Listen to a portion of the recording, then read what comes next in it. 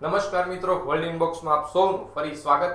આપણે જે પ્રશ્નો જોવાના છે તે પૈકીનો પ્રથમ પ્રશ્ન. તાજેતરમાં બુદ્ધિસ્ટ સર્કિટ અંતર્ગત ગુજરાતના 13 સ્થળોનો સમાવેશ કરવામાં આવ્યો.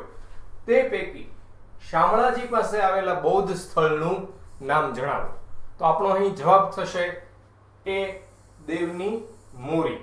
દેવની મોરી છે તેમ કહેવાય કે પહેલા સાબરકાંઠા જિલ્લામાં આવતું હતું, પરંતુ 15 ઓગસ્ટ 2013 ના રોજ આપણા તત્કાલીન મુખ્યમંત્રી નરેન્દ્ર મોદીએ આ ગુજરાતની અંદર 7 નવા જિલ્લાઓની રચના કરતા આ સ્થળ જે દેવની મોરી નામક બૌદ્ધ સ્થળ છે તે હવે અરવલ્લી જિલ્લામાં શામળાજી પાસે આવેલું છે. દેવની મોરી છે તેની શોધ સંશોધન એમ કહીએ તો ASI એટલે કે આર્કિયોલોજી સર્વે ઓફ ઇન્ડિયા અને વડોદરાની મહારાજા સયાજીરાવ યુનિવર્સિટી દ્વારા સંયુક્ત રીતે કરવામાં આવ્યું હતું. એવું માનવામાં આવે છે કે અહીંયા જે આ દેવની મોરી છે ત્યાં આગળ બૌદ્ધ સાધુઓ રહેતા હશે અને ત્યાંથી જે પણ અવશેષો પ્રાપ્ત થયા છે તેને વડોદરાની મહારાજા સયાજીરાવ યુનિવર્સિટીમાં સાચવીને રાખવામાં આવ્યા છે. આ દેવની મોરી સ્થળ છે તે સ્થળ ખાતે જે સ્તૂપ આવેલો છે તે સ્તૂપની રચના કરાવી હતી. આપણે એમ કહીએ કે ક્ષત્રપ રાજવી હતા. ક્ષત્રપોના જે કુલ 6 કુળ થયા તેમાંથી ચોથા કુળના રાજવી હતા રુદ્રસેન ત્રીજાએ દેવની મોરી ખાતે બૌદ્ધ સ્તૂપની રચના કરી હતી. આ દેવની મોરી છે તેને આપણે ભોજરાજના ટેકરા તરીકે પણ ઓળખીએ છીએ. આવી જે દેવની મોરી છે ત્યાં આગળ આપણા વડાપ્રધાન નરેન્દ્ર મોદીએ વાત પણ ઉચ્ચારી હતી કે આ સ્થળે એક મોટું સ્મારક બનવું જરૂરી છે. તો 13 સ્થળો છે તે પૈકી એક મહત્વનું સ્થળ છે દેવની મોરી. તો દેવની મોરીને મહત્વના ગ્લોબલ બુદ્ધિસ્ટ સ્પિરિચ્યુઅલ પ્લેસ તરીકે વિકસાવવામાં આવશે અને આ પ્રવાસન નિગમ છે તે આ કાર્ય હાથમાં ધરશે. તે અંતર્ગત જે ગુજરાતના 13 સ્થળોનો સમાવેશ થયો છે તેમાં દેવની મોરી ઉપરાંત ગુજરાતમાં જૂનાગઢના ઉપરકોટ, બાબા પ્યારે અથવા તેને બાવા પ્યારેની ગુફાઓ પણ કહેવાય છે તેવી બાવા પ્યારેની ગુફા સમૂહો, ખાપરા કોડિયાનો મહેલ, અશોક સ્તંભનો માર્ગ, ગીર સોમનાથની સાના ગુફાઓ, પ્રભાસ પાટણની બૌદ્ધ ગુફાઓ, ભરૂચનો કડિયા ડુંગર, કચ્છની સિયોત ગુફાઓ, ભાવનગરના તળાજા ખાતે આવેલી બૌદ્ધ ગુફાઓ, રાજકોટની ખંભાલીડાની ગુફાઓ, વડનગરની બૌદ્ધ ગુફાઓ, મહેસાણાનો જે તારંગા હિલ્સ જે બૌદ્ધ અને જૈન બંને ધર્મનું કેન્દ્ર છે તેવી તારંગા હિલ ઉપરની બૌદ્ધ ગુફાઓ વગેરેનો સમાવેશ થાય છે. મિત્રો, ખાસ કોઈ એક દર્શનભાઈ નામના વિદ્યાર્થીની કોમેન્ટ્સ મળી હતી કે સર મુદ્દાઓ છે તે થોડા બોર્ડ ઉપર લખાયેલા હોય તો અમને તે લખવાની અંદર અને પાકા કરવાની અંદર સરળતા રહેશે.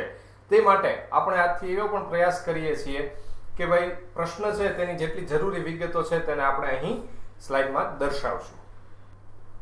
ત્યારબાદનો આપણે પ્રશ્ન જોઈએ કે તાજેતરમાં ન્યૂઝ બ્રોડકાસ્ટિંગ સ્ટાન્ડર્ડ્સ ઓથોરિટી એટલે કે NBSA ના અધ્યક્ષ તરીકે કોની નિમણૂક કરવામાં આવી?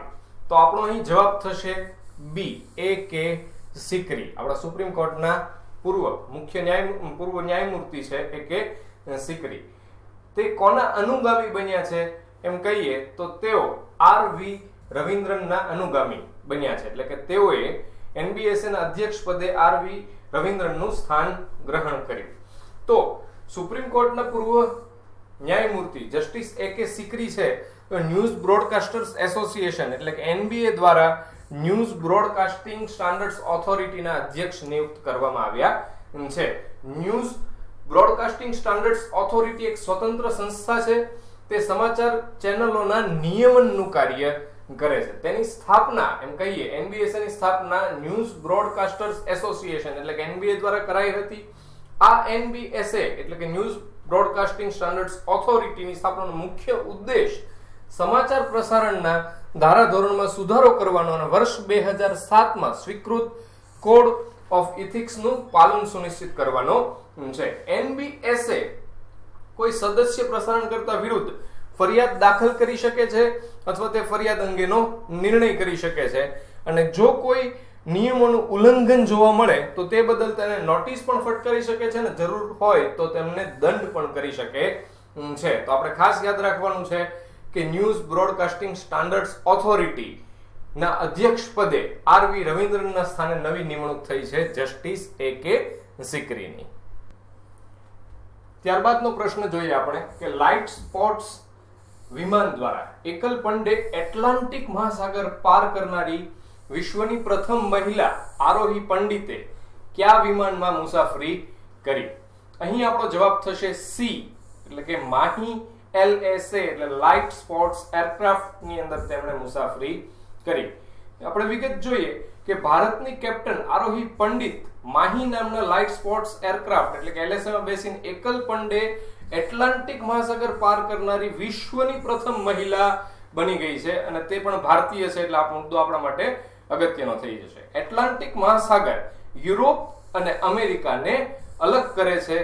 આ આરોહી પંડિત છે તે મહારાષ્ટ્રના મુંબઈની માત્ર 23 વર્ષીય કોમર્શિયલ પાયલટ તથા લાઇટ સ્પોર્ટ્સ એરક્રાફ્ટ લાયસન્સ ધારક છે.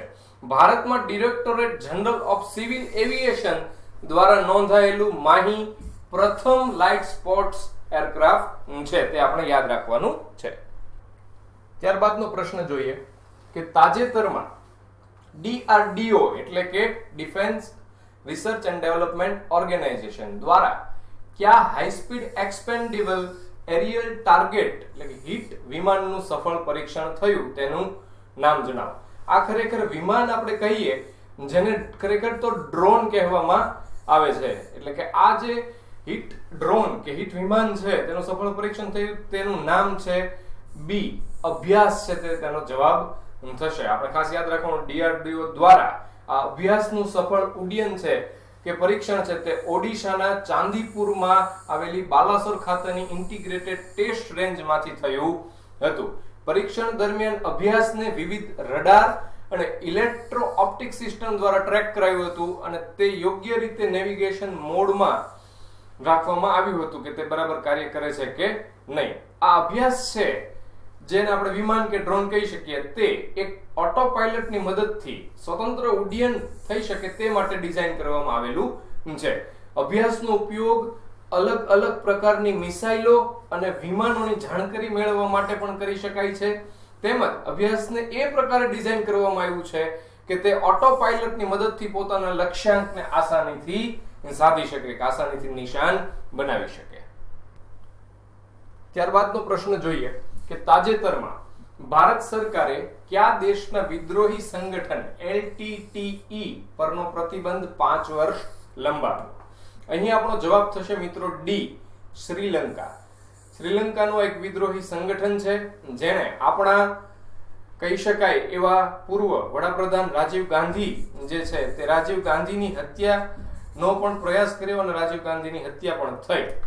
જે માટે LTTE ની એક મહિલા હતી જેમનું નામ છે થેન્મોઝી રાજરત્નમ. આવા LTTE પરનો ભારત સરકારે પ્રતિબંધ 5 વર્ષ લંબાવ્યો ત્યારે આપણે જોઈએ કે ભારત સરકારે શ્રીલંકાના વિદ્રોહી સંગઠન લિબરેશન ટાઇગર્સ ઓફ તમિલ ઇલમ, આ નામ પણ પરીક્ષામાં અગત્યનું બની રહેશે, ફૂલ ફોર્મ તો યાદ રાખવાનું છે. લિબરેશન ટાઇગર્સ ઓફ તમિલ ઇલમ પર લાગેલો પ્રતિબંધ જારી રાખ્યો છે અને ભારત સરકારના મત મુજબ LTTE એક હિંસક અલગતાવાદી અભિયાન શરૂ કર્યું હતું જેથી તે ઉત્તર અને પૂર્વ શ્રીલંકામાં એક સ્વતંત્ર તમિલ રાજ્યની સ્થાપના કરવા માંગતું હતું.